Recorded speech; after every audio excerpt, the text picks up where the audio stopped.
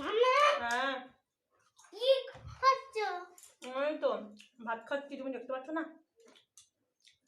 আচ্ছা, আজকে তাহলে কি কি রান্না হচ্ছে?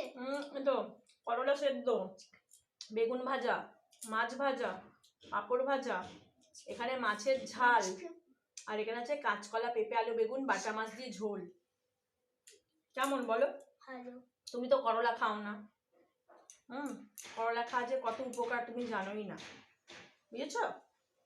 বড় হও, তোমাকেও করলা খাওয়াবো। আমি এমনি খেয়ে নিই, তেল নুন দিই না, বুঝেছ? ভীষণ উপকার করলা খেতে হয়।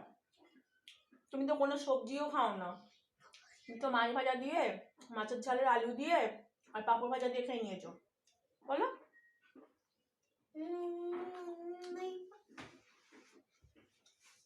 ঘুমিয়ে পড়বে, যাও। এখন কি আবার